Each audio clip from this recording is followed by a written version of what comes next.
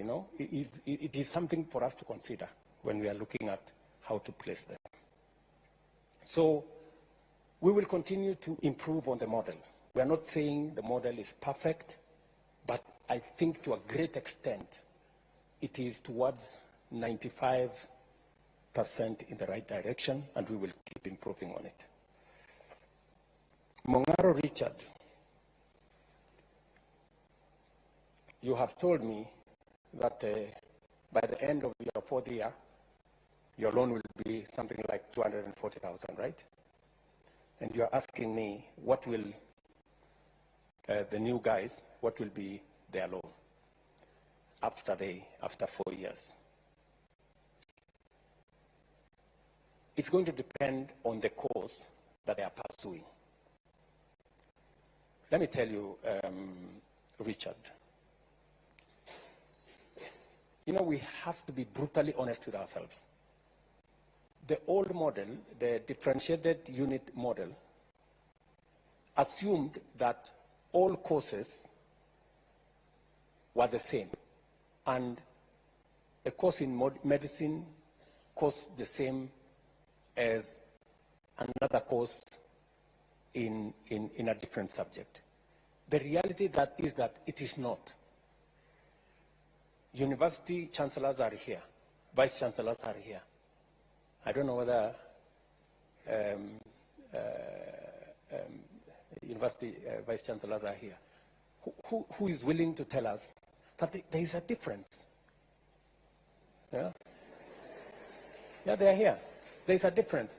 And this model recognizes, this new model recognizes that a course in medicine costs 600,000 to train. A course in education costs 180,000 to train. And therefore, for a student doing medicine, government of Kenya gives more for the student doing medicine as a percentage, because it costs more to train that student.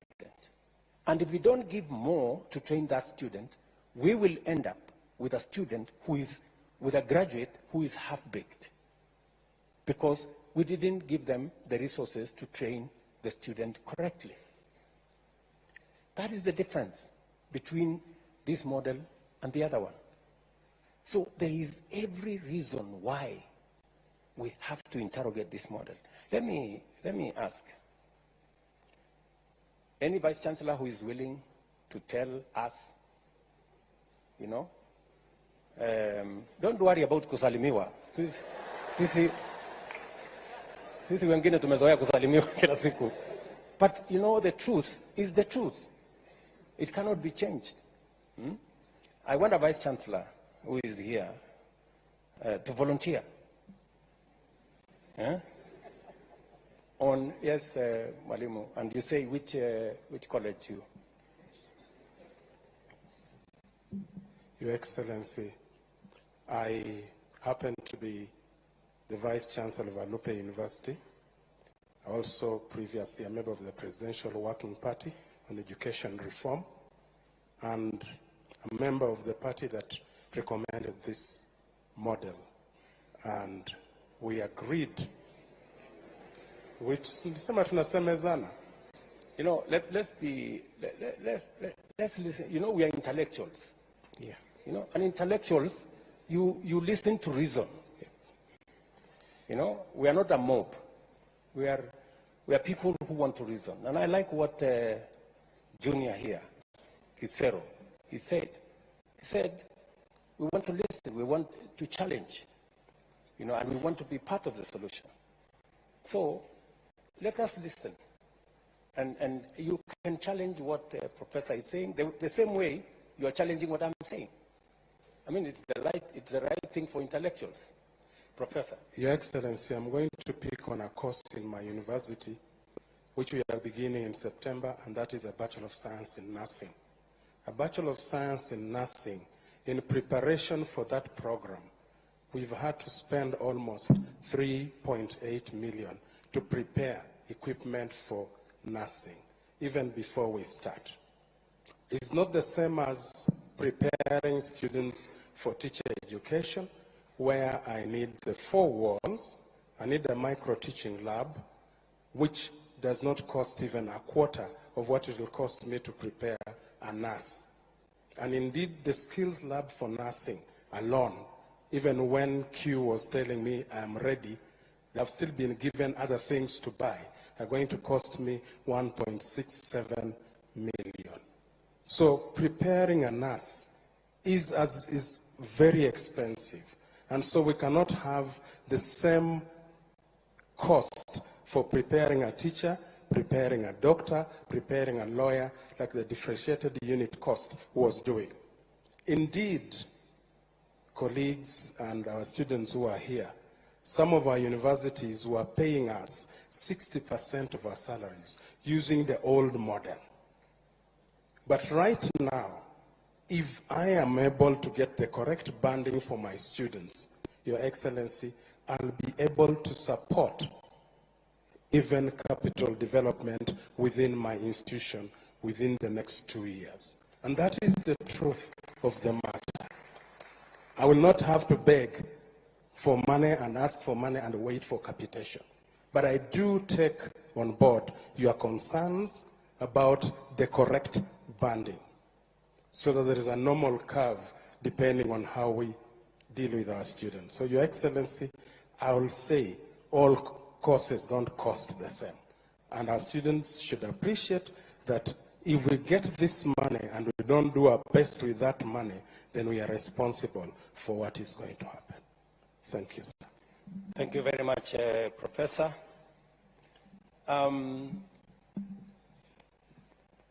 Richard also said maybe there is a problem with the mode of implementation. Maybe there are good ideas, but there is a problem with the mode of implementation. Richard, let me take you back a bit, if you allow me. I have had occasion to sort out 2 other problems like this one in our education sector. When I became Minister for Higher Education, for 19 years, students had to wait for 2 years before you can join university. And nobody wanted to sort it out because it was difficult. Every minister dodged, danced around it, because people don't want to solve problems. It is easy to color problems. Oh, we have a big problem. Talk about the problem. Explain the problem. So, but it's difficult. It's okay for people to talk about the problems. I see many people. Oh, there's this problem. The students are being placed in the wrong band. This model is not good. But I have tremendous respect for the people who have ideas on how to solve the problem, on how to come up with solutions. Yeah? So, I sorted out the problem of university students having to wait for 2 years. It was difficult. I was called names. People said I was going to destroy the education system. But we were incurring huge losses. A student finishing Form 4 and waiting for 2 years, many of them, by the time they were going to university, many of them had dropped out. Others had gone to pursue other things. Some of the girls had gotten pregnant, and it was just chaos. So I took it upon myself and drove a program that eventually, in 1.5 years, we sorted out the problem. Number 2, we had a big issue, a big conversation, as I told you earlier, about education and the absence of technical education in our system. I took it upon myself, and I am very proud today that from 20, 30,000 students in our Tibet, we today have 700,000 students, and we don't have a skills gap that existed before. Again, it took a lot of courage. This too is one such challenge. I'm asking you guys, let us solve it together, the way Junior here said. And we can do it together. We can do it. So,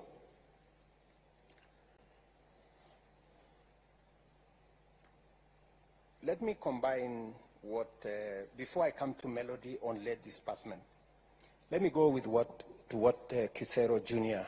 Otieno said. He said, what was wrong with the old model? Yeah? Number one. Number two, why don't we amend the old model? Yeah? And number three, why don't we do it together? Junior, let me call you that. You're so right. I will tell you what was wrong with the old model. And then I will tell you what we are doing with the new model and how we can do it together. I don't know even whether it is me to say what was wrong with the old model. The old model was almost destroying our education. Because, number one, it assumed that all the courses were the same. Number one. It also assumed that government had the money to pay 80% for everybody, when it did not. And the results were disastrous. Scott Theological College, a university, closed down because of the old model. Many universities here, when I came into office, because of the old model, 23 out of 40 public universities were bankrupt.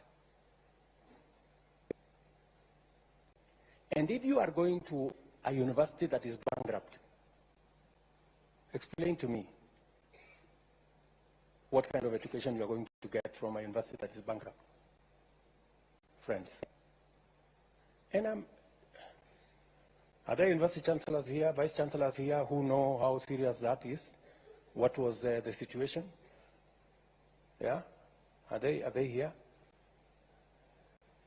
Vice chancellors, say many. You know, if the old model was working, tell these students the old model was good, and you know, let's go back to the old model. Yeah. So the vice chancellors are here. Any vice chancellor want to tell us? Yes. Who? This lady here, or? Oh yeah, here from Embu University. Yeah. Thank you very much, Your Excellency. I want to say that, indeed, as you've said, the old model was killing our universities. And I stand here on behalf of all the universities because I'm the chairman of the Vice Chancellor's Forum, and therefore I can talk on that mandate. And I would want to say, as of June 2023,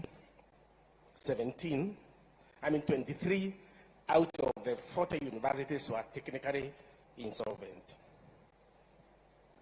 And the round one of this model, which we just started last year, has been able to get many of those universities out of that pit. And we have done simulations that we have seen in 3 years' time, in 3 to 4 years' time, all the universities will have a turnaround, and we all stop being insolvent. And therefore, I would want to say, as Vice Chancellors, Your Excellency, we support this model. because it's a model that we see is going to turn us around. For example, I would want to say University of Embi is one of those that would have been otherwise technically insolvent. In fact, in that list, I'm number 17. But I can say, as of now, we are in the positive. And it's only one round. We owned our lecturers. Because of the old model, when we raised the CMBAs, we could not be able to pay the new salaries. And we owned our lecturers and our staff members arrears for 2 years. And because of this new model, last June, May and June, we were able to pay those arrears for 2 years. So right now, University of Embu is clean. We owe nobody nothing. So it's a model, Your Excellency, we want to support, because you could draw a line, and we would have told you when all the universities will be technically insolvent in this country. But we know now that there's a turnaround, and we are going to get out of there. Thank you, Your Excellency. Let me say this, my friend Junior. The model, the student-centered model, is actually an improvement. In your own words, you said, why don't we improve? Why don't we take the old model and make it better? This is exactly what we are doing. The household contribution was there. It is there in this model. The scholarship was there. It is there in this model. The loan was there. It is there in this model. The only difference we are making is that we are looking at how do we make children from vulnerable families, how do we assist them? How do we make sure that when we send students to a university, we also give the university resources to make sure they teach the course for which they have admitted the student? It is true. I mean, it is a fact that it doesn't cost the same to teach one course as against the other. And this funding model is sensitive to that. It is also sensitive to students who come from vulnerable families. I know I have been accused, correctly, that I sometimes think too much about poor people, and I push, you know, the rich people to do things for the poor ones. But I mean, that is society. You know, you I don't know how to put it. But anyway, that's that. So, you have just told me, Junior, that among the universities that we owe a lot of money is KEMU, your university, right? Do you know why we owe KEMU a lot of money? It's because of the old model, which you are telling me, let us go back to the old model. How will KEMU get out of the hole? If we continue with the old model, it means KEMU continues to accumulate debt. You know, friend, let us deal with this as openly, as transparently as possible. You know, the vice chancellors who are sitting here are not madmen and women. You know, for them to agree for us to work with this model. They've seen what happens with the old model. They participated. We worked with them. We worked on simulations. We brought in experts to look at, because the one thing we cannot do is to compromise on the quality of our education. The old model is compromising on the quality of our education, because if lecturers are not paid, if material is not available to train our doctors, if workshops are not working to train our engineers, we will end up with the wrong engineers, we will end up with the wrong doctors, we will end up with the wrong teachers, and we will destroy our country. It will be very reckless of us. It will be very irresponsible of us. Me as president, these vice chancellors as managers of our universities, you as students, for us to accept, to walk a path that leads to the destruction of our country and our education for that matter. Melody has said, Njeri has said, late disbursement. I agree with you. That is part of what brought us to this very unfortunate situation. The reason why we put together this new funding model is so that we are clear on what our requirements are. And I have made a deliberate decision that I'm going to invest more money in education. Because if we don't get education right, we will get nothing right. Because everything will go wrong. And I don't want to throw money at a problem. I want us to invest money in a plan that is well thought out, because I would have just decided to put money. But you put money in a model that's not working, you don't solve nothing. It is the reason why I invested a lot of time, I brought in a lot of professionals, and I'm willing, just the same way, Junior, you said, bring forward ideas. Let us look at this model again. If there is any improvements we can make, if the student body can come up with improvements, let us subject it to scientific evidence, and let us see how we can improve on it. The improvement is what we are doing. We are improving on the model that was to make it better.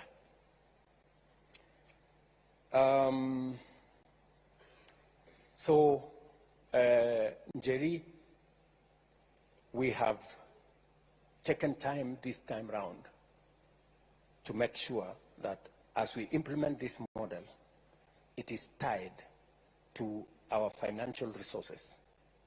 We have clearly identified how much money we need.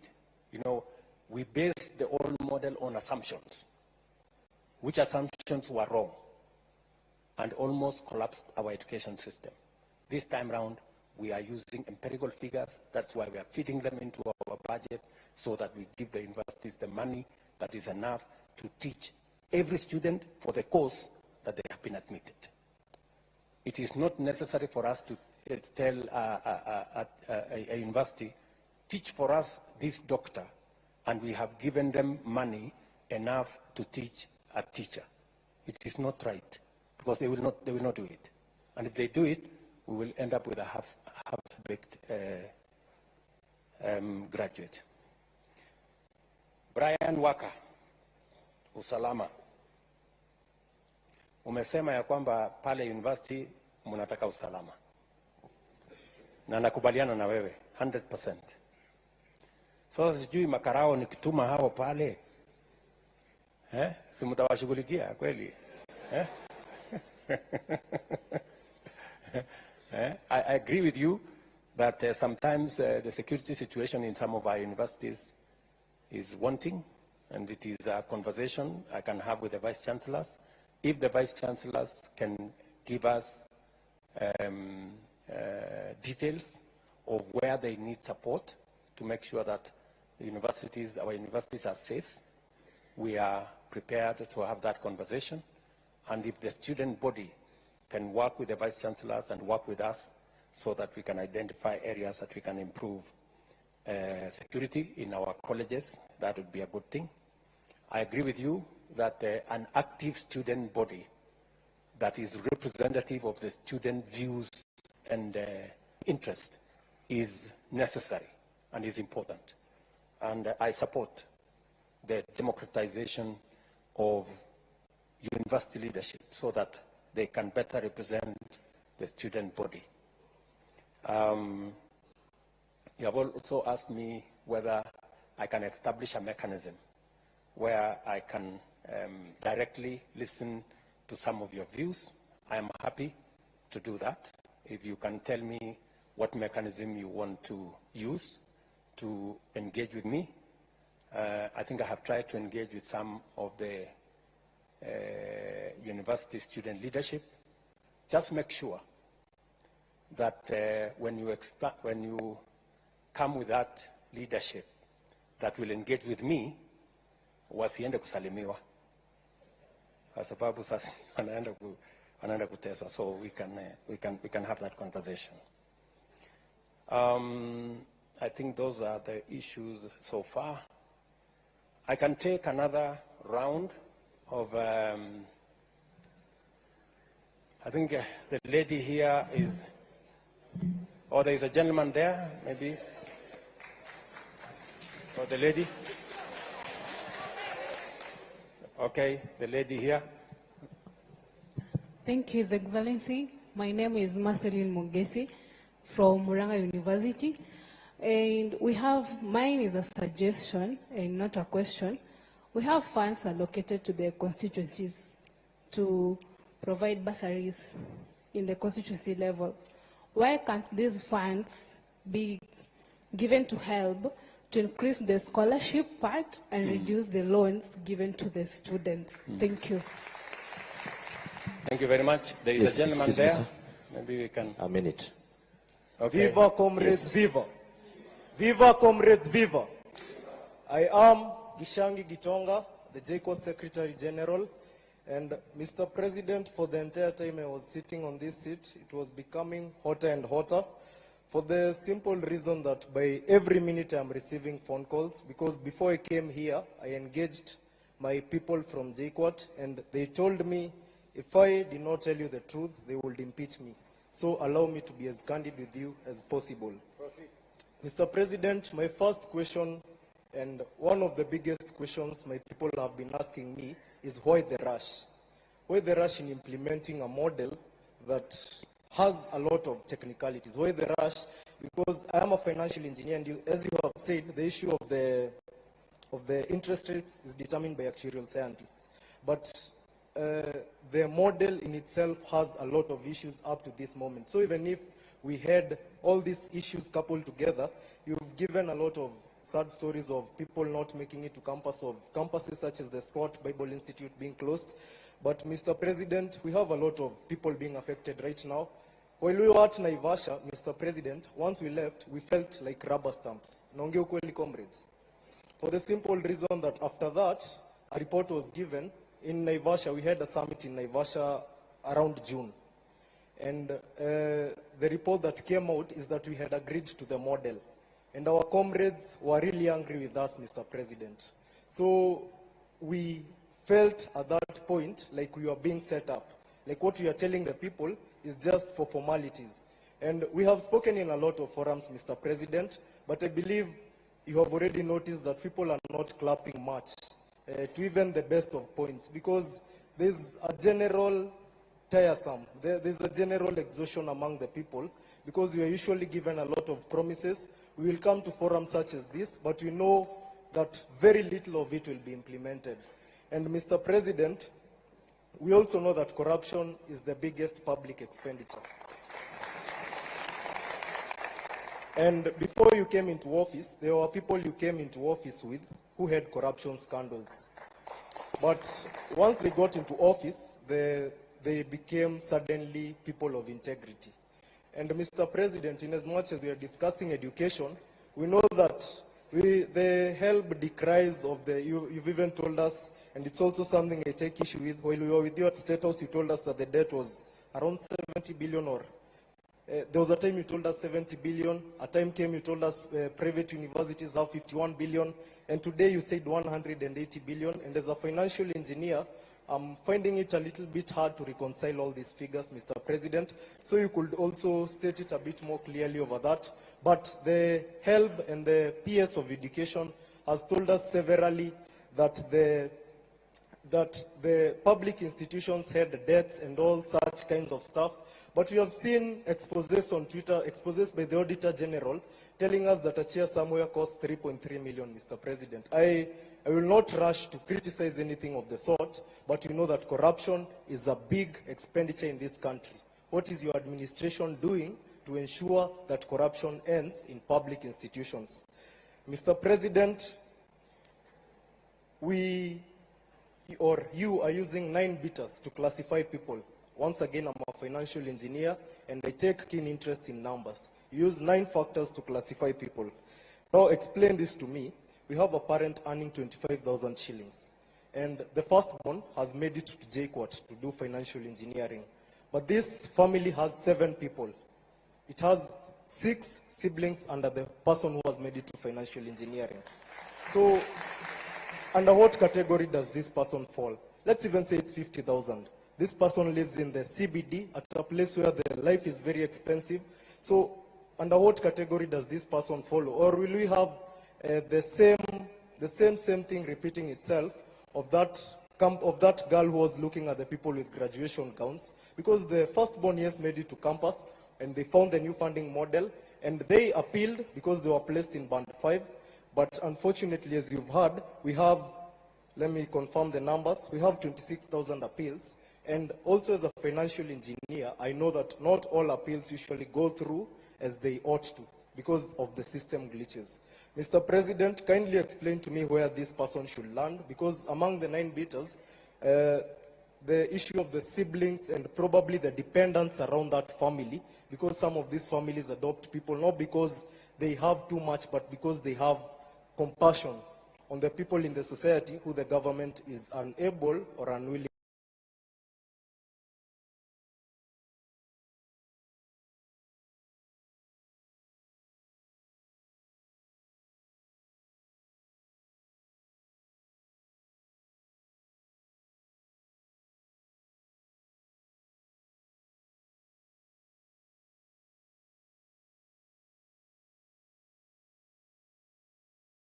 to help.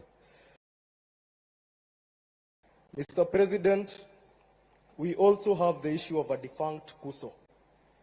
And Mr. President, of the issue of, I do not know if you know anyone who represents other campus students. Because, comrades, do you know anyone who represents you? Do you have anyone? So we've been crying, as student leaders, we've been crying for a very long time of people who are there to just buy themselves cars, Mr. President, people who are there not to represent our will, but their own, people who are there for their own stomachs. And these are the people who we are striking against. Mr. President, people in this room are angry because of 2 people. One advisors, because of the issues. For example, let's say the issue of the new funding model. Mr. President, the only person who has explained the new funding model in the best way is you. So my constituents were asking me, as in that ministry, be able to put it better than the president himself. The other person that the comrades are very angry with is in this room, seated somewhere in front, Mr. President, somebody who has been claiming to represent our interests. But comrades, does that person represent your interests? Does that person represent your interests? So, Mr. President, if anyone comes to you claiming, Mr. President,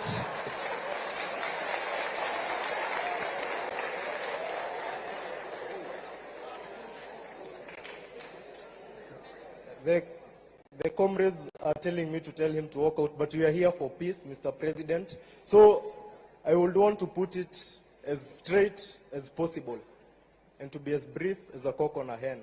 Mr. President, as things stand, we do not have a representative. Ukweli ama uongo? We do not have a representative unless you enable us have some permanent office to ensure that student leaders are represented, and to ensure that unlike the many government offices we have today, the government will not interfere with the affairs of the students. Mr. President, the lady there has raised an important issue. First, the questions that are here, most of them have been raised by the people around me because they've realized that you might not have a lot of time to speak. Somebody named Karongo Adangwa, the senator of Kiambu County, and by the way, God willing, I will replace him. raised the point of all these monies being brought to one pool.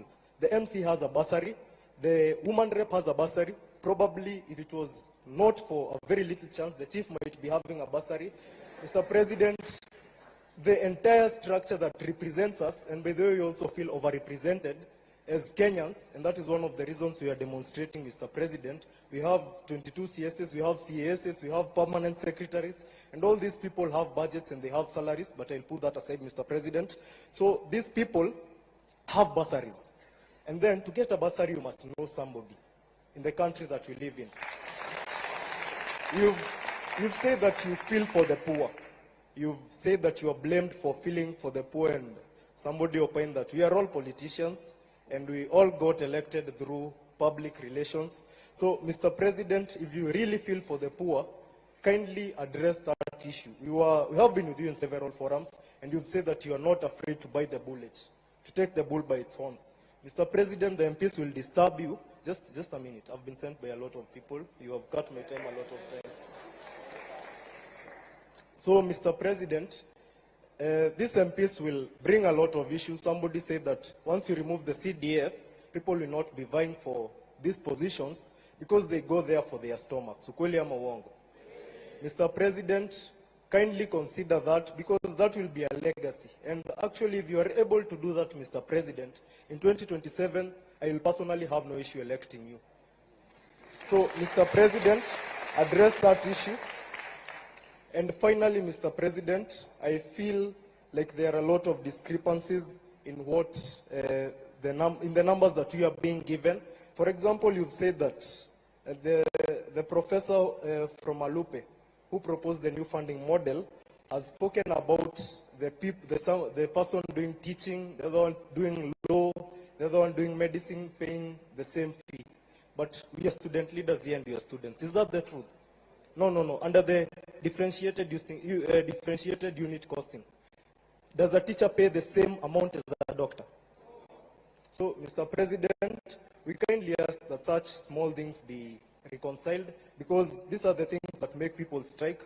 Probably in Naivasha, the HELB did a lot of good work, but as I said in the newspaper yesterday, the Daily Nation, you could go through it. I said that you might be doing a lot of good work, but your communication team is very bad. So, Mr. President, for the little good work that you do, ensure that you know. And last but not least, there are students who defer, and also help me on this issue. We have students who deferred in 2022, but they have come back right now. I feel that it will be very unfair for these students to be classified under the new funding model, Mr. President. And they are a lot. And they have sent me with their cries, Mr. President. So I stand here as a representative of my people. Kindly address those concerns. Thank you. Thank you. We have taken already two from this side. Let's take, I think the final two from there, and then from here.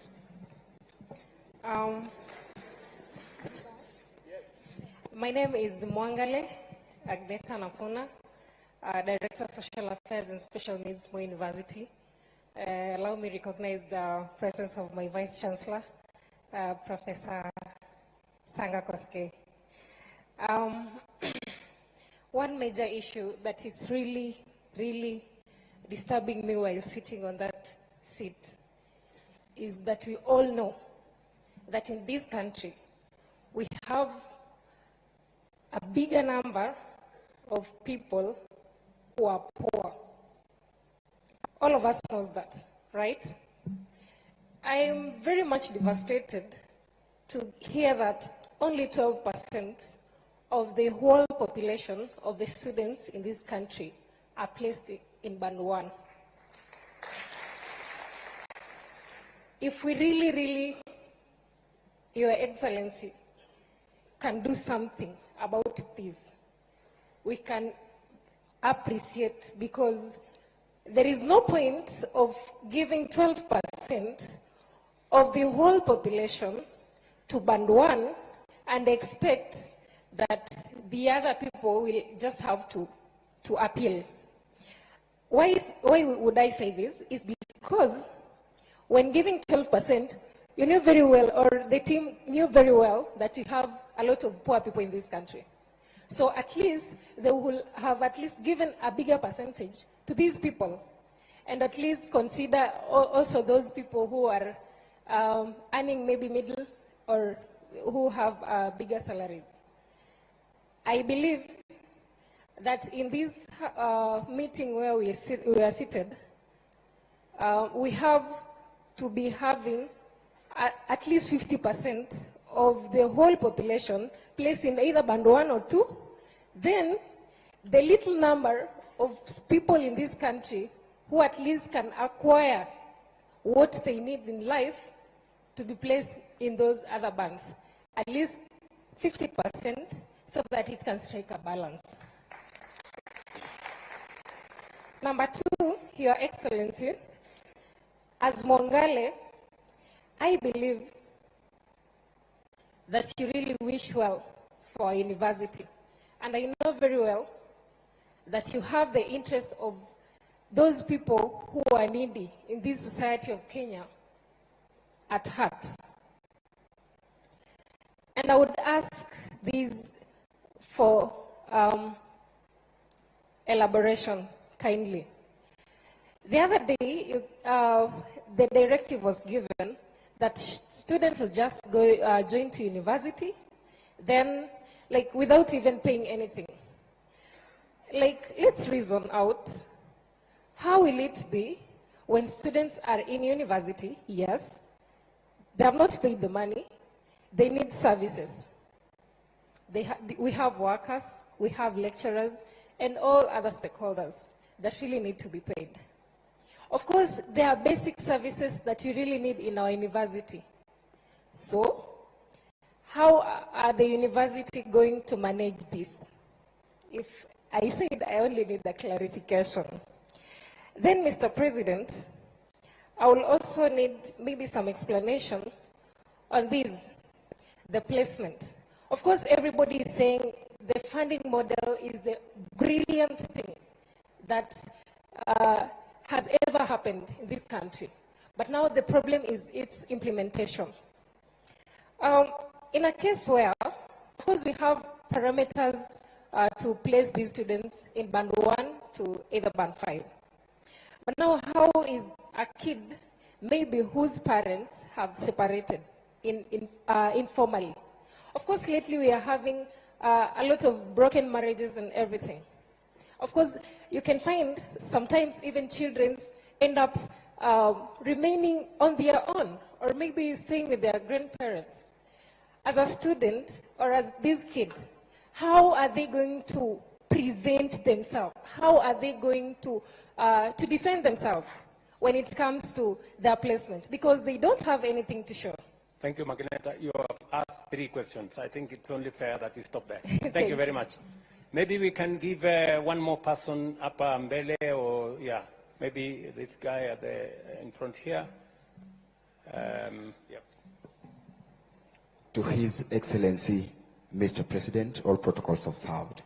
I am Nick Okoth from the Aviation College of Mombasa. My concern towards the new funding model is drawn to the situation whereby you have got twins. They are joining the campus at the same time. But then during the placement, you realize one is placed in band 1, and the other finds herself in band 5. How do we handle such kind of a situation? Thank you very much. Can I have, maybe we can take 2 from this side, and then we can take 2 from that side. A lady and a gentleman. We have a gentleman right behind there. Yeah, thank you, Your Excellency, for creating this opportunity. I'm Faustin Wandera from African Nazarene University, and by God's grace, I'm serving as chairperson of the Student Council. Your Excellency, African Nazarene University is a private university. And under this new funding model, we feel discriminated as private universities. I am yet to be convinced, as much as you have explained to us this funding model, because of the following reasons. Maybe you can help me to understand if you answer these 2 questions. If the government decides to offer a scholarship to the students to go to private university, is it that the scholarships are being offered to the universities or to the students who are Kenyans and they have a choice to go to the private universities? Number two, Your Excellency, if I believe the funding model is running, if this model is going forward, then we are being forced as the student leaders in private universities to also find the solution. Just the way you committed to the people of Kenya, I also committed to the students of African Nazarene University that I'll have to make sure that also your needs are met. Your Excellency, if this model goes on, I have a solution. We have a solution which is an initiative. It is called ASOSI, that is African Nazarene Student Organization Scholarship Initiative. Now, as the Student Governing Council, we will be forced to offer the scholarship to the students in the institution. Therefore, I have to ask that under this initiative, kindly, Your Excellency, can I get from you in your capacity 20 million to give scholarships to the students? If yes, Excellency, I can give you a bank account for African Nazarene University right now. You can just send the money there. We will allocate with the team and we'll give the report to you. Thank you. A lady this time round. Let's get a lady. Hello. Hello. Yes, I'm Teresa Nzisa, and from Taita Taveta University, Special Needs Secretary. Then here, mahali hapa mahali nimeka, tulikuwa tumekusanyisha maswali kwa Omar. Then anaezongea juu nimepata mic.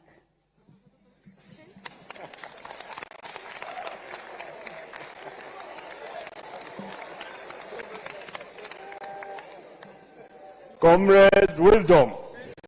Comrades, power. Comrades, viva. Vice Chancellors, hi. Your Excellency, I have a few concerns concerning the new funding model and a few things related to the university, higher education funding.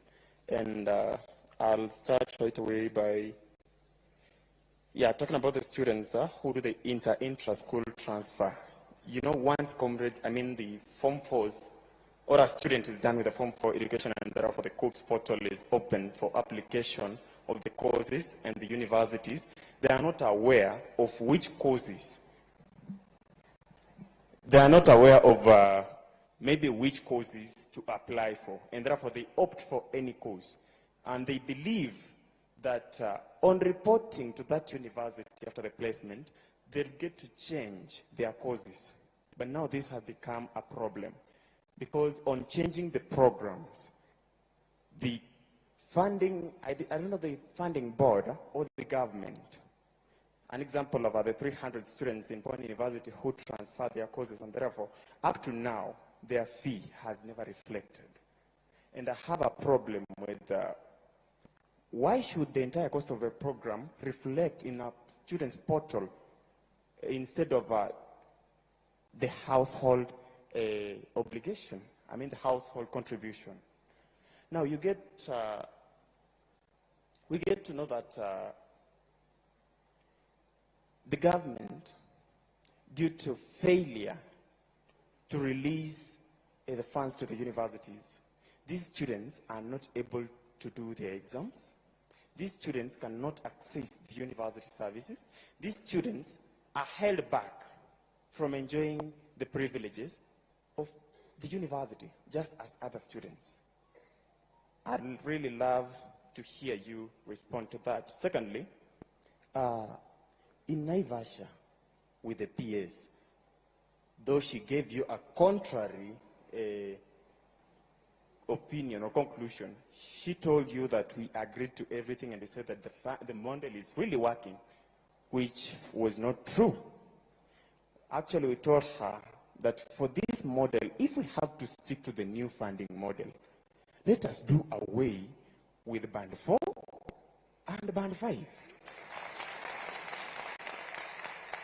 Because these are the problematic bands. They are the bands that are creating so many problems to the parents. In Pony University last week, we had students joining, and majority of them came with their parents. So you find that we are helping in the admission process, and the parent is coming thinking that I'm part of the administrators, crying that, oh, my student is placed in band 4. Like my net worth is 0. What should I do?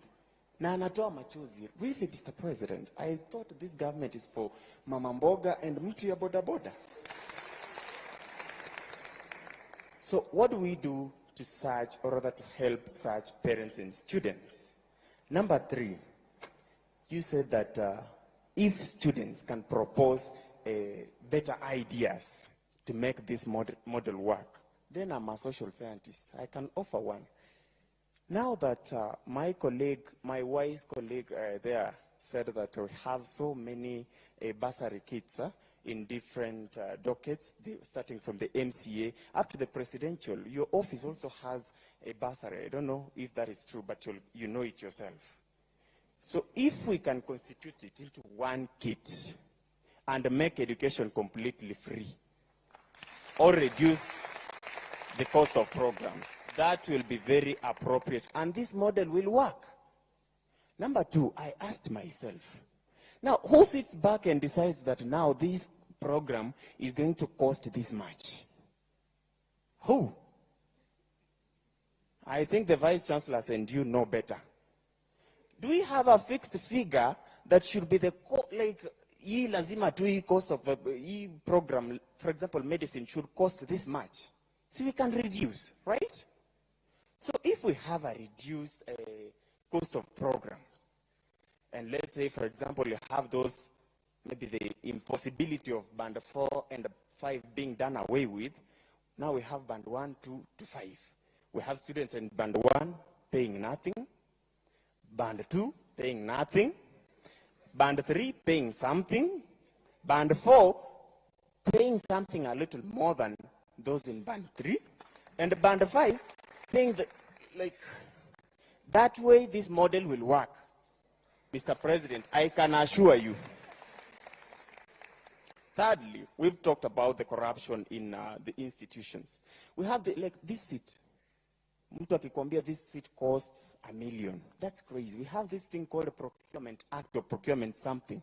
Like each and everything has to be procured. We have those procurement officers. Those are the sources of corruption. Mr. President, if you have to do something, then start with doing away with those offices.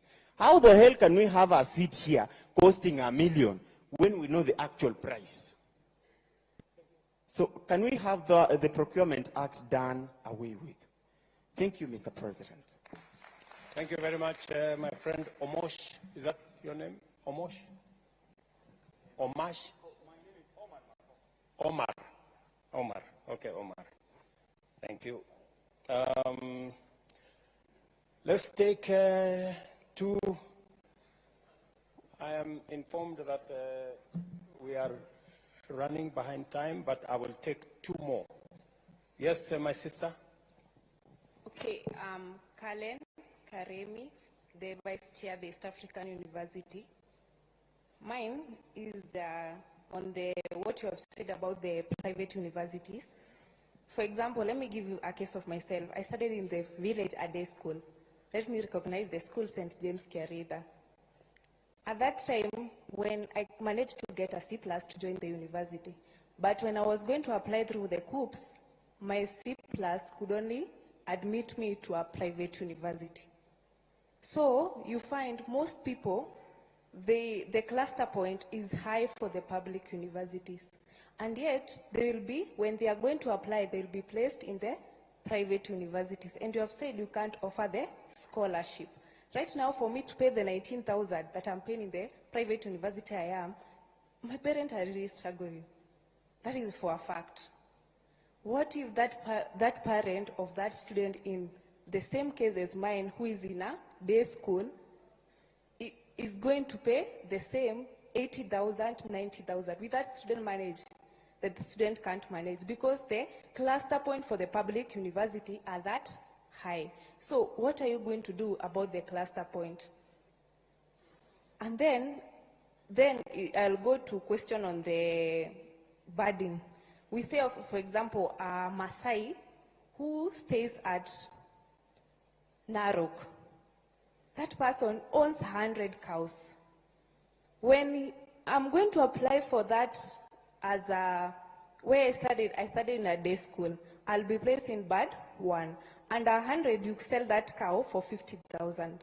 The net worth of that person is 5 million.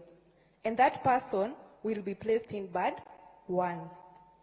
Reason being, the person is from the Maasai. They are known for those people who doesn't have.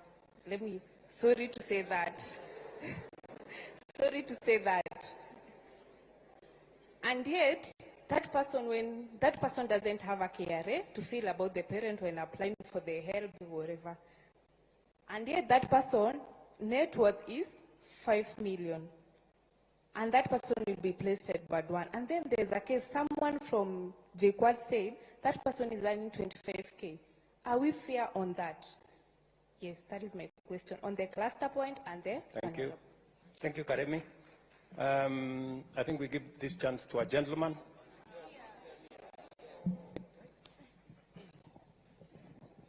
Thank you so much. I'm Vincent Arus, the president of Moi University, and I'm also a finalist doing medicine and surgery. Okay, thank you so much. Number one, Mr. President, I'm really not happy at how we were discussing figures of expensive courses. Yes, it's true that the government is paying a lot for students doing the expensive courses, but we also have to look at it from the student side. And these are the figures. I'm going to use figures for a student doing dentistry. And of course, with these figures, you could estimate those who are doing medicine, engineering, and all those expensive courses. A student in band 1, the one who is very vulnerable, is going to pay 39,000 shillings. Remember that at the moment, we are paying less than that. We are paying 32,000, 33 up to 40, and now a student in band 1 is going to pay 39,000.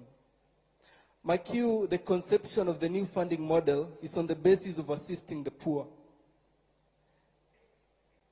Number 2, a student in band 2 is going to pay 78,000 shillings. A student in band 3 is going to pay 156,000. A student in band 4 is going to pay 234,000. And a student in band 5, 312,000. Now, already we can see and have the impression that expensive courses, or rather, the courses that are expensive to offer will only be for the rich. Because we can all agree that a student in band 2, band 1, band 3, and band 4, they are all poor. Now, who are going to afford these courses? Mr. President, when we had a meeting at State House, you said that you're going to put a ceiling over which the vulnerable are going to pay. Yes, that is only going to sort those who are in band 1. I'm assuming it will be way less than 39,000.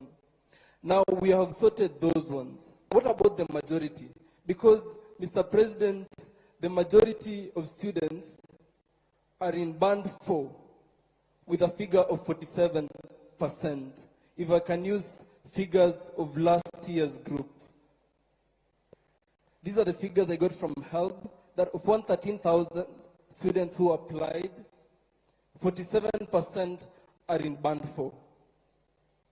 And I can use as a case in my school, Mr. President. We have students who up to now, they were just allowed to do the exam without paying fees. But really, the truth is, they won't be able to pay these fees come end of year examinations. And what will be the fate of schools that we are so much trying to salvage? We are going to have so many dropouts, Mr. President. And these figures I'm using is for the School of Dentistry. Now we have the School of Engineering and the School of Medicine, the School of Nursing. I thank you, Professor, for the figures, but the figures are too high, and this dream is only going to be for the rich. Now, Mr. President, because we value consultation, I'm going to propose an affirmative action that we have to scrap off the idea that these courses are for the rich. If these courses were for the rich, Mr. President, I don't think you'll be standing there where you are right now. And I don't think all these dignitaries will be seated there where they are right now if these courses were for the rich. Now, allow me to propose an affirmative action that we give more scholarship to these courses so that everyone can be able to afford. The children of the peasant farmers, the children of the poor, the Mboga, that this administration was built in, allow us to have something, allow them an ability to dream of these courses and pursue them. The issue of loans, Mr. President, that has been spoken about enough. The reason why we are rejecting this new funding model, Mr. President, is because we feel the burden of loans on our backs at the moment. I could only imagine those who would join after us and the generations to come. Yes, you said, Mr. President, that it is better to have loans and educated or than not having loans and educated, and not having loans and non-educated. But those are not the two options that we have, Mr. President. We can have a discussion of how we can balance both so that we can come up with a system that values everyone, a system that accommodates everyone. And until then, Mr. President, allow me to reject this new funding model respectfully. Thank you very much, Mr. Tarus. I don't know. Let me answer those questions. I think they are quite a buffet. Mr. President, I've been given one last concern.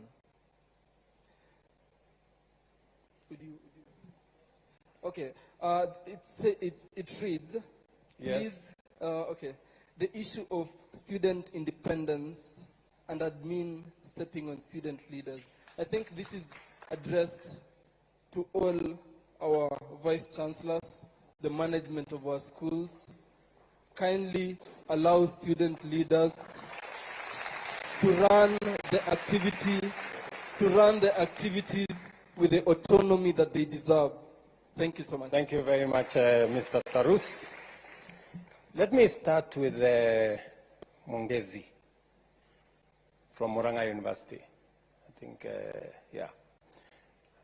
she suggested that why don't we consolidate all bursaries?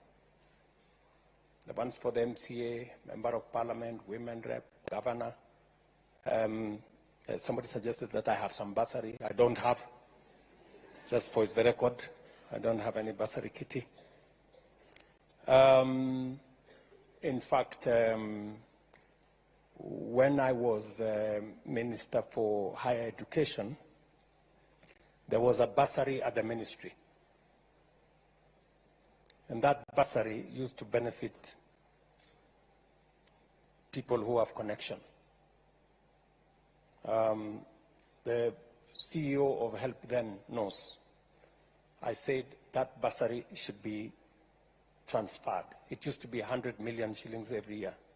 I said that bursary should be transferred to Higher Education Loans Board.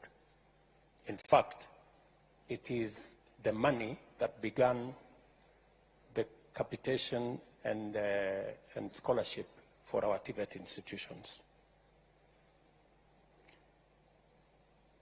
I agree with you that it's a positive proposition. It is something that we need to have a conversation about.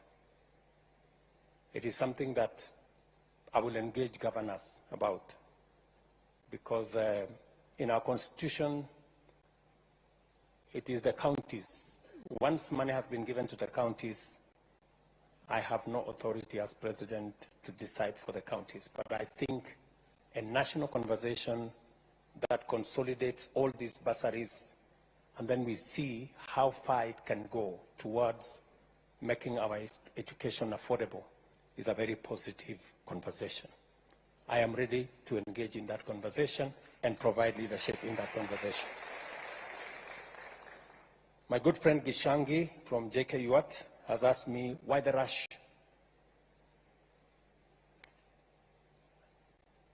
I am tempted to say that, if the situation our universities were in is not serious to warrant us to have this conversation, and by the way, it took 6 months to 8 months of a conversation with different professionals. It was not something that it was over one night or a weekend or a week. It is something that was very clearly thought out. And you said something like, we make promises that we never keep. Let me tell you, this is one commitment I made. The universities are here. The vice chancellors are here. They can tell you the commitments I made on this model were delivered last year, and it is making a difference in our universities. That is the reality. You did say that corruption is a big problem, and I agree with you 100%. Corruption is a big problem. And I want to thank the university leadership, because part of the corruption that has been going on is on even the money that we give to universities.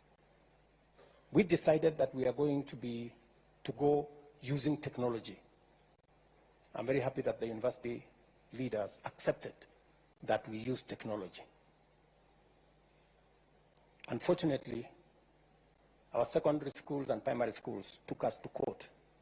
They still want to deal in cash. And I know we lose a lot of money there. Corruption is something we must deal with it firmly. I have made proposals on what we should do as a nation.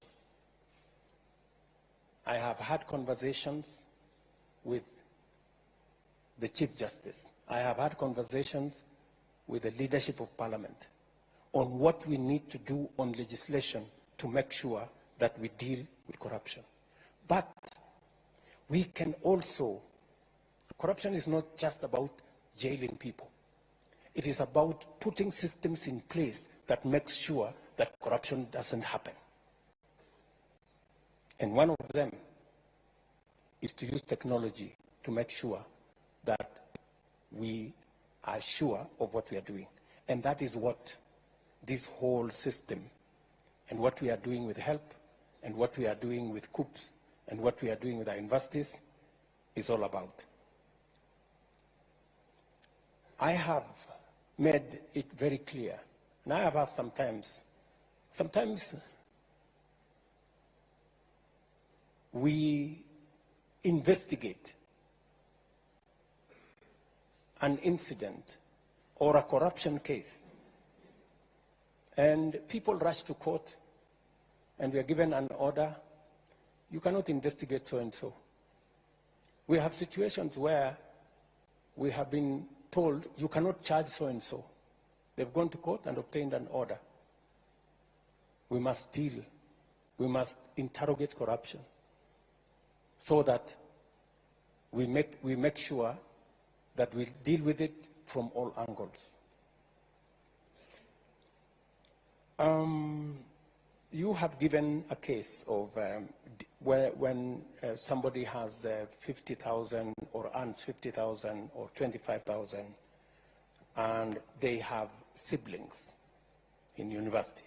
Maybe they have one student in JKUAT, they have another student in another university. Higher Education Loans Board, can you help me explain how do we treat that parent? Mr. Gishangi wants to know what category is that student?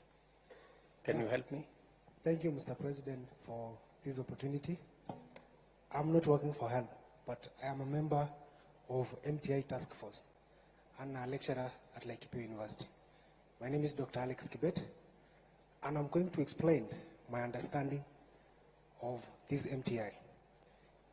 From the question that was asked was, how do we treat someone who has a lot of dependencies?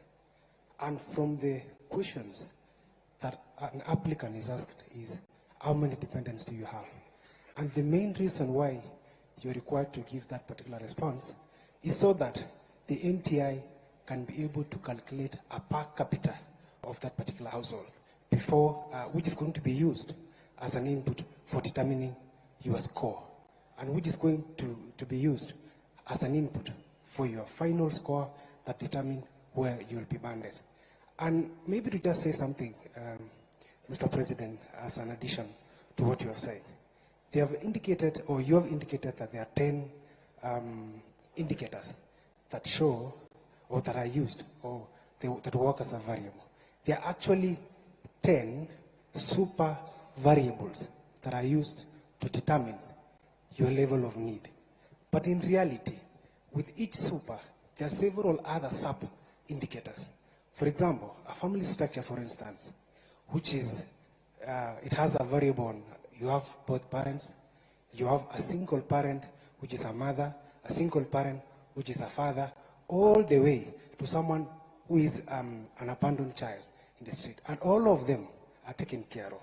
So that when all these factors, from the general super variable to sub-variables, the NTI makes sure that you are classified correctly. The only challenge, my president, that we experience, because I was at least part of the team that analyzed the information, is the quality of information that our applicants provide for that particular system. This is a system that whatever comes out of it depends on what we input. So if we don't provide the correct information, then we're going to be banded wrongly.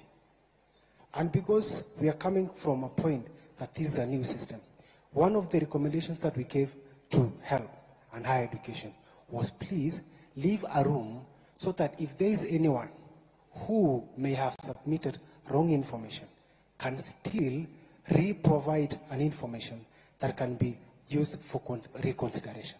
And that is why there is an open appeal for a fund, that if you have a different information from what you presented, you can re-provide and you can be reconsidered. And from the first information we've been given is within the next 3 weeks, that is going to be reconsidered. There's something else, again, Mr. President, that I would also wish to state. Is there's something on what if a situation changes in your course of your studies? How are you going to be taken care of? Let's say today you have both parents, and at the second year of your studies, something happens.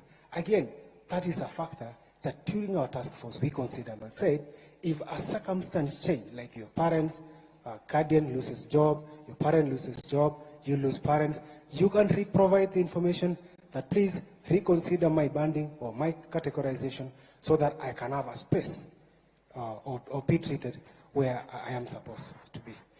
There are some other small recommendations that we've we have suggested to them, and we hope they are going to work. Thank you, Mr. President. Thank you. Do you have anything useful to add, Mr. Kingori?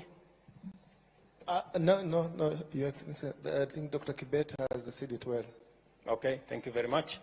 So I think that is the information, Mr. Gishangi. You have also told me that there are people who masquerade as representative of students. And they have come to say we represent. I want to tell you, for the avoidance of any doubt, that any student I have met, they haven't said they represent anybody, at least to me. If they have told other people, I don't know. So I believe that every university has its own representation, right? And I have heard everybody here who has spoken, they have said, I am president of this college, vice president of that college. I have not heard anybody here saying, I am the president of all the universities. Or maybe I didn't, maybe it escaped my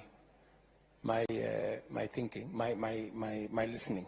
So I don't think there is anybody who has come to me to say they represent all the students of the universities. And if you are asking me that you want a representative body of all the students, that is a conversation I'm willing to have. And the universities, the leadership of universities should be part of that conversation so that we can all agree what mechanism are we going to use. Are we going to have elections in some form? Because, I mean, we are a democracy. Or how are we going to get a student leadership that represents our universities? That is a conversation that we can have. Somebody has told me, are you the one who said students who differ? There's somebody who told me about students who differ. Yes. So what is the situation of students who differ? I am not, yes, Higher Education Laws Bond, can you help me there? Your Excellency, students who differ, the case of KCSE 2022, were all allowed to apply. So far, we have received 9,979 students from KCSE 2022, and this process is ongoing. So no student has been left behind. Thank you. Now, has he answered the question? Okay, what is the question? The question is, maybe a student who was already admitted, was in first year, instead of going to second year, they deferred, and then, is that the case?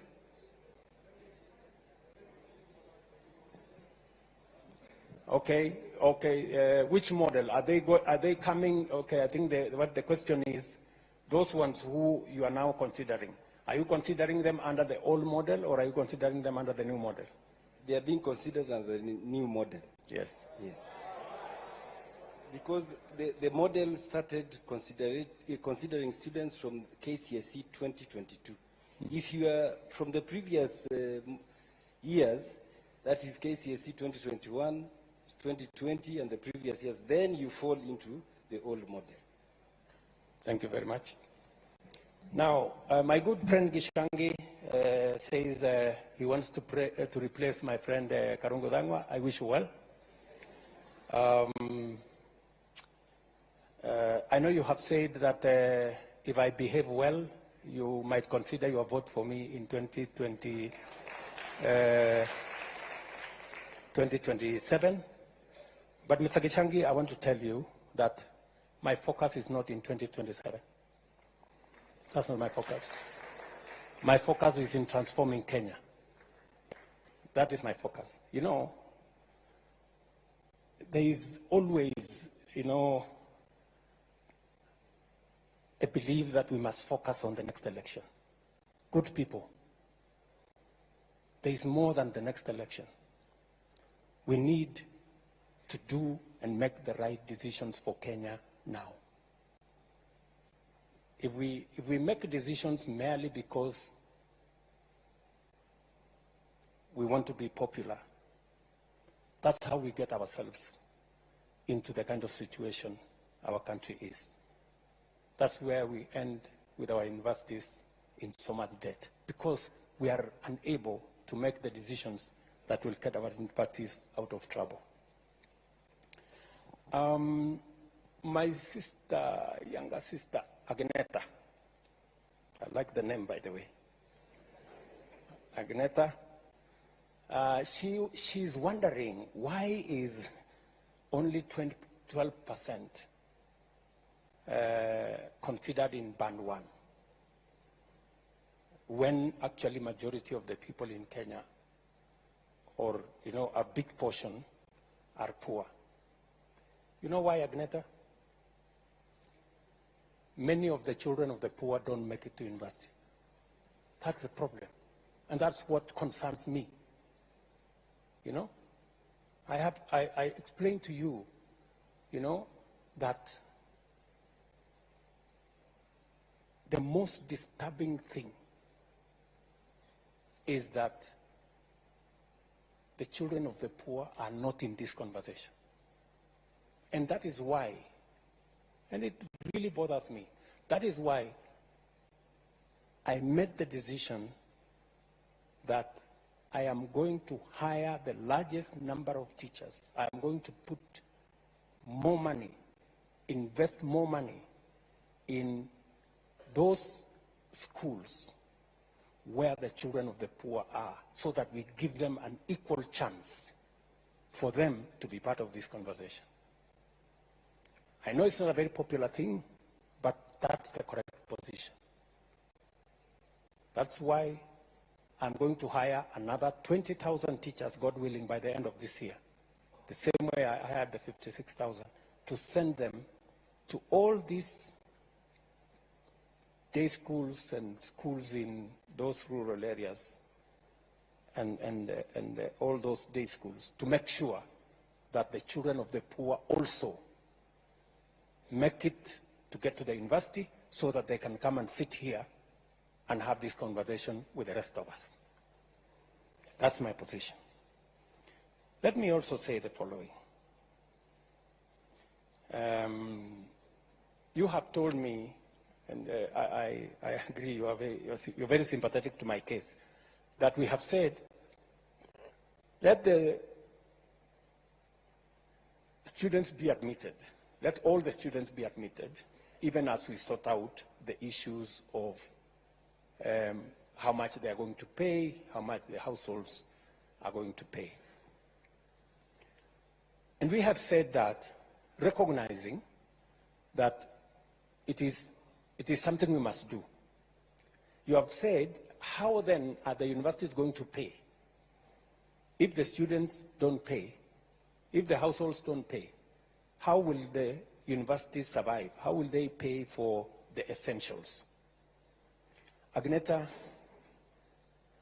we are going to give money to our universities, because we are giving money on scholarships from by government, even as parents sort themselves out as to whether they are in band 1, band 2, band 3, and the appeals and what have you.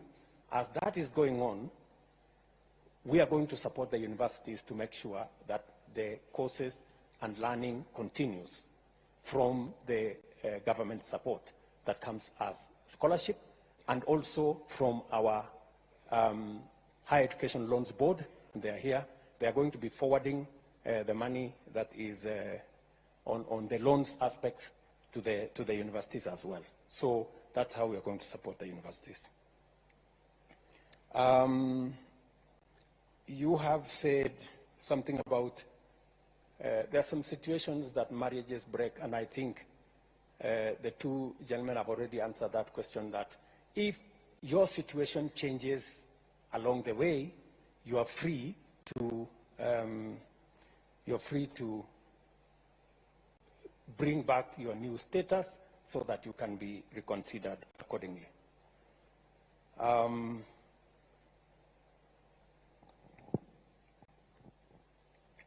Nick Okoth, twins joining university.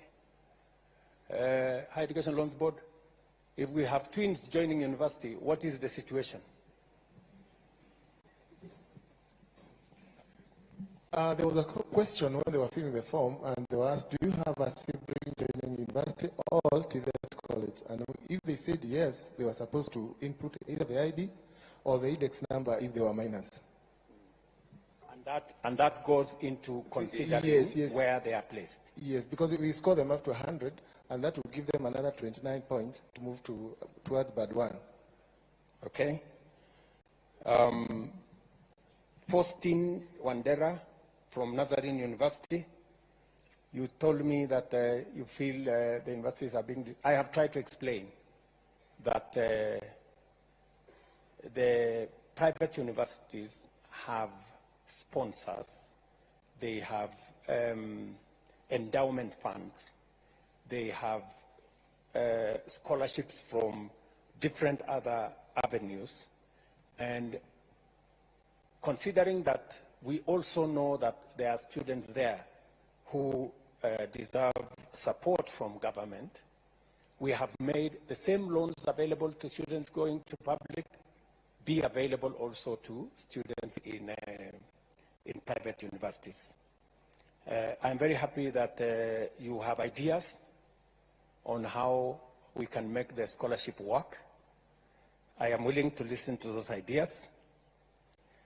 I know you have invited me to some form of harambe or something. I think we have since said we should abolish harambes or something. We are on the way there. So, or maybe you are suggesting that some private sponsorship of students in the university. That one, you can take it up with me offline. It cannot be a conversation here. We can have a conversation in another place. Omar, sorry. Omar, it looks like he has left.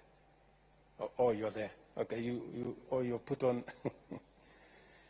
you put on a different outfit. Intra-school transfers. Omar says there are students who maybe because they are not sure of how things are, they apply for one course, and then when they get to the university, they want to change their courses, and in the process, they get lost somewhere, and their issues are not sorted out. Higher Education Loans Board, again, can you help me with that situation? Why does it take so long when students change courses and they are approved by the universities? Your Excellency, what would happen is that the list of the students who have transferred will be forwarded to COOPS for validation, and after COOPS validates that they have transferred to a program they qualify for, then they would upload in our portal, and our system would pick it. So maybe that lag can take a month or so, and that could be affecting the students. But we are going to improve this year. We are going to talk with COOPS so that we can improve that process. When you say we're going to improve that process, Omar would want to know, it now takes a month. He says it takes 3 months. What are you estimating that it's going to take? Are you able to give us a shorter time frame, or we give you time to think about it? I think it's even engineering has been done where COOPS, I'm sorry, I'm talking on behalf of COOPS, have availed the transfer module to the universities. I don't know whether the vice chancellors can confirm that. So now you don't have to send documents to COOPS. The vice chancellors will log in and effect the transfer there, and they validate in real time. As a way of managing that losing of time? Yes, sir. Can a vice chancellor confirm whether that is the case, one who has experienced such a case? Where is the vice chancellor? Yes, there is a mic behind you. Your Excellency, my name is Professor Biambo, Vice Chancellor, Meru University. I would like to confirm that that is true. We can now transfer online, and it's done real time. Thank you very much. Thank you very much. Why should the whole fee reflect instead of the household Just hold on, Omar. I'm still answering your questions. Just tuliza boli kidogo. Omar is asking why should the whole fee reflect, all he wants is the fee to reflect on what the household is supposed to contribute. I think initially the letters that went out had the full fee, the cost of the course, and that is what brought a lot of confusion. The ministry then instructed, and I think the PS can speak to this. Yes, PS? Your Excellency, there had been a lot of confusion in terms of what the students contribute in terms of fees as compared to the actual cost of the programs. So we thought it was important to share this information so that students can appreciate that a course like medicine, for example, is 612,000, but the government is shouldering a portion of this cost of the program, and the households only pay a certain amount.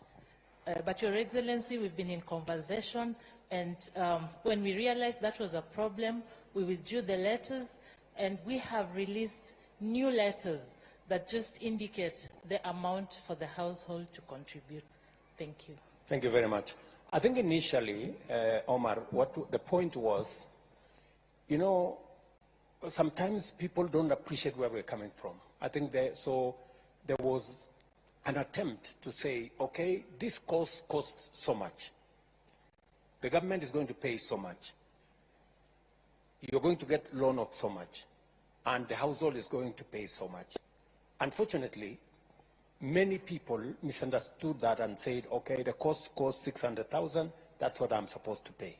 And that's what brought confusion. So I think subsequently the letters were withdrawn, and now it's only showing what the household is supposed to contribute. You have said about Naivasha that there was a problem in Naivasha, that you guys were in Naivasha, and I think there were some agreements that maybe were misrepresented. I was not aware. I was briefed by the team that was in Naivasha. It was a place to explain, for students to appreciate. Do you want to say something as the team leader who was in Naivasha? These good guys are saying you said what they did not agree.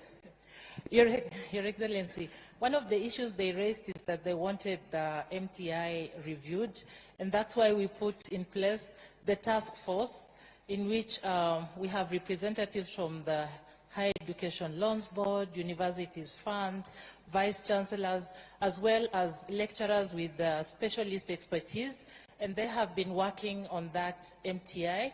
So one of the issues that should be very clear is that we do not usually use the raw scores. So if, for example, you have 9 dependents, or 5, or 2, or 3, all of these have a weight. And that weight is usually determined by a very random group. So HELB will put a group of students, lecturers, parents, members of the community, church, and they decide how do you think this variable is important in determining the capacity of a family. And so these weights are then looked at scientifically, and in the end, all of these are put into a composite kind of variable that is determined with a mathematical model. And we have all of this. It will be published so that all the stakeholders can look at it and tell us where they think this model can be improved. So that is some of the work that we started undertaking after the Naivasha retreat. Thank you very much. So there was some input from Naivasha on how to take this forward. The other issue that has been, who decides how much it costs? These are empirical figures. It is not somebody from the blues who says this costs so much. There is a calculation of the input into the cost. The vice chancellors here are with the leadership of the universities. They know how to determine how much which course costs. Can one of the vice chancellors help me with how you arrive at the cost of a course? Professor Odhiambo, again. Thank you very much.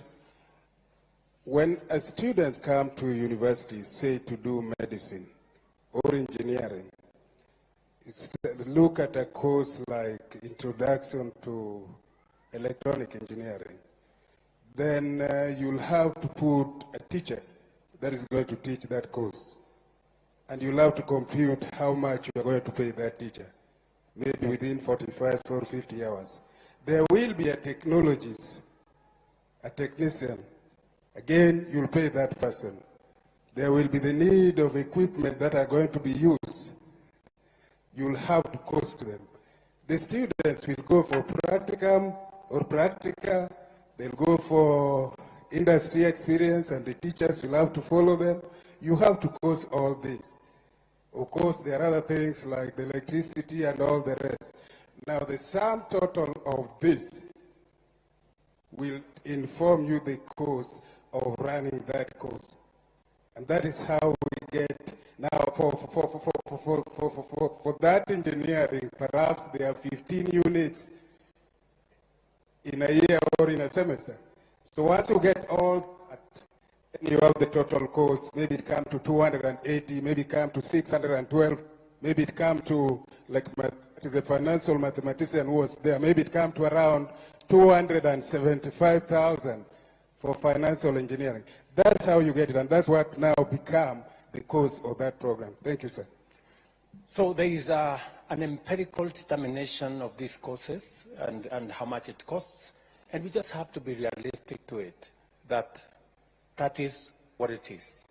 There is no benefit in assuming that this course costs so much just by assumption. It has to be calculated and it has to be determined scientifically. Cluster points for private and public universities, my small sister here, Karen, said that some of the cluster points for public universities are a bit high, so sometimes you end up in a private university, which I don't know whether you applied for or you did not. Maybe you did not apply for, and therefore you end up in a situation where you are asked to pay more because this is a private university and there is no scholarship. All you can get is a loan. So how do we determine that? Do we have anybody from COOPS who can help me answer this question, or somebody knowledgeable around there? Nobody is there. I will take it as homework. Yes, maybe my PS there can help me. Professor Mugendi is the chair of that cluster work at the COOPS, so he can speak to the cutoff points.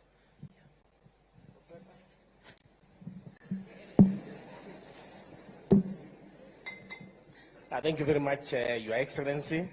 Yes, I am the chair of placement committee at COOPS. And indeed, because of the way clustering is done, sometimes you might want, a student may want a course in one university, but they are not able to get it because their cutoff points are lower. And that's why that question from the concerned lady was, she said that maybe she got a C+, but then she could not be able to get appropriate courses in public universities, because maybe most of those courses then that she wanted, the cluster points were higher than what a cluster point was, and therefore she ended up in a private university.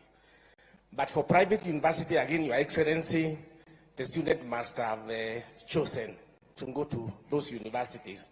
They are not just placed there. There's normally a box where you tick that maybe you don't get this course in public universities, you are also willing to go to private universities. So there is always that choice. And I think, again, if the person would really want to come to public universities, there are still courses that are available that just require the minimum university entry, but they may not be courses of the prime courses that they wanted. But anybody wanting to go to public universities and they have a C+, Your Excellency, they will not be denied because the universities are there and there are programs that are linked to take them. Thank you. Let me also tell Karen that KRA is not the only parameter we use. So this Maasai fellow with 100 cows, and there is no provision for what is your tribe in the whole thing. So there's no place for Maasais there. So the other parameters are there. Which school did you go to? Which primary school did you go to? You also registered under the education system. Are both your parents alive? You know, there are so many other parameters that eventually determine the classification. So even though you may not have some of your details in KRA, there are other parameters that contribute to the banding. So I think that is what informs the whole setup. My friend Tarus has given us a classic example of dentistry. Dentistry is the most expensive course. I don't know why you chose the most expensive course. To make your point, I guess, that this dentistry is a course that we have, universities have said it costs 730 something thousand. So this is a course that is fairly expensive because of all the reasons that we've been told by Professor Odhiambo there, the delivery of the course.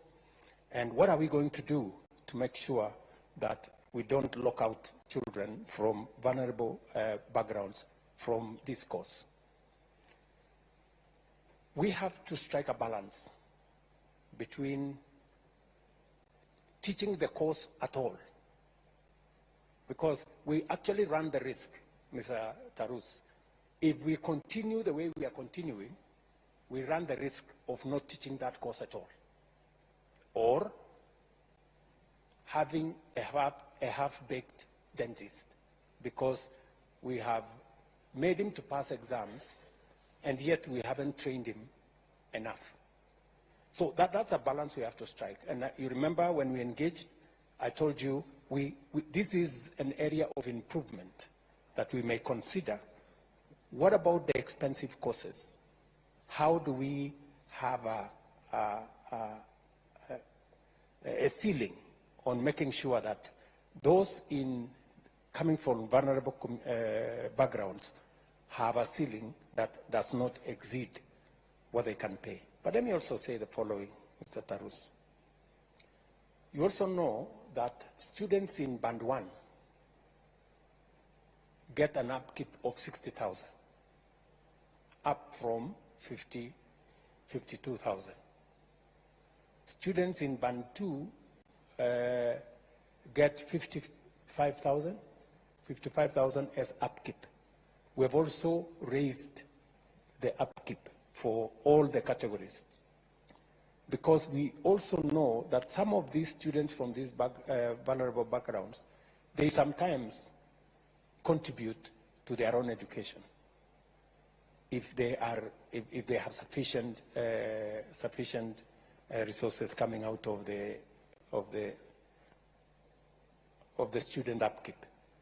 And these are some of the nuances that we have to think about. The trade-off we have to make is, do we continue with a model that has put our universities under very severe strain and almost collapsed our education system, or do we improve it? That's the question we have to ask ourselves. Do we continue with a system that has the potential of collapsing all our universities, the Vice Chancellors, you've heard them say, or do we improve it? I would suggest respectfully that we improve it. and this is the way to improve it. And this conversation is part of what will inform how to improve it. And I want to encourage you as comrades, if I may, to be part of this improvement, to be part of these suggestions on how we are going to improve this system. Whether it is students doing medicine, as Tarus has said, or engineering or nursing, we must make sure that it improves and make sure that our education does not suffer what it has suffered so far. Does the appeals work? You know, if you appeal, do you have a chance of ever getting it right? I know I have seen in the media sometimes cases of people who have asked that they were put in the wrong bands. But there are cases of some of those students who were put in the wrong bands, who have made their appeal, given the correct information, and they have been put in the correct band. Are there such cases, for example, in this hall, if we have any who may want to say their bit who are in this hall? Because I remember there was Josiah from Kisii, and he made a very passionate, are you Josiah? Okay, you wanted to say something? Just hold your horse. Or do we have any other student who made an application and was given a chance to appeal? Yes, my friend? Are you among those who appealed? Yes? Okay, give him the mic. Let's hear what his story was. So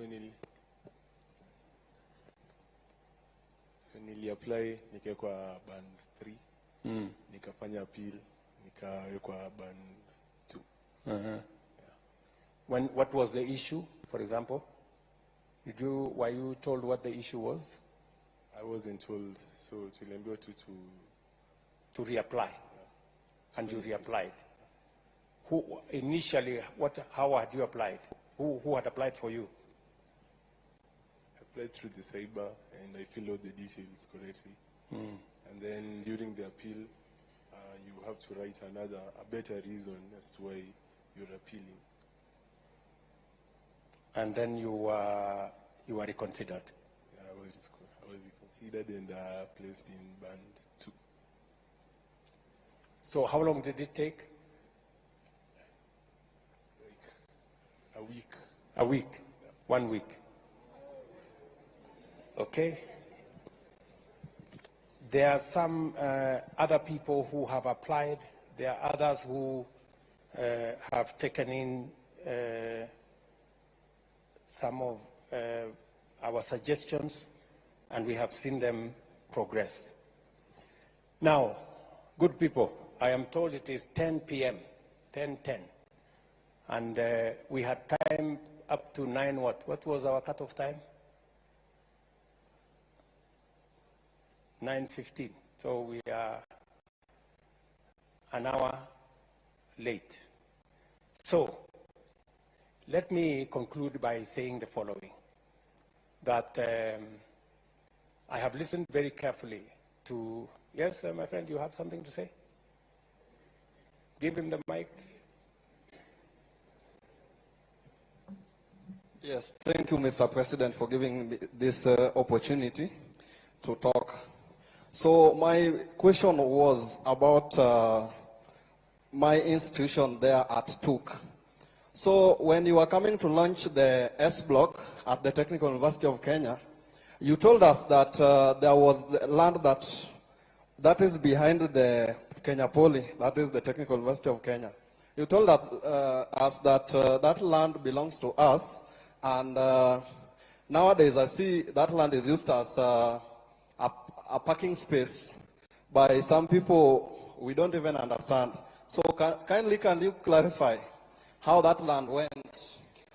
Because we will occupy that land as from tomorrow. Thank you. Thank you very much. Vice Chancellor, I think we have the Vice Chancellor of TUK here. Can you confirm what the situation is with that piece, Vice Chancellor? Thank you, Your Excellency. Vice Chancellor from Technical University of Kenya. Your Excellency, you gave us that land, and we have been following the due process to get the documentation.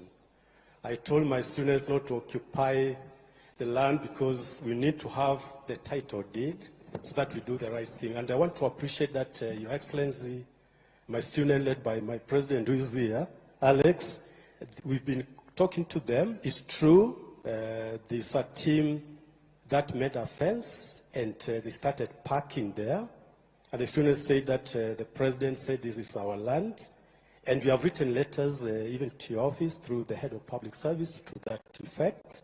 And we are waiting to get the response. So kindly don't occupy. We are going to get the title deed so that we do it right in the right way. Where is Thank the you. CS for education? Is Machogu, my friend is my friend Julius here? Julius, you have an assignment. Please make sure that you talk with your colleague at the Ministry of Lands to make sure that that piece of land is, justice is done, and that my good friend doesn't have to go to occupy. And we can give them the title, and not just the title. We can actually, using our housing fund facility, we can help them put up some hostels if that is what the university wants. So I'm sorry that we have to call it a day because it is, okay, let me end with this girl. She has really put up a strong case.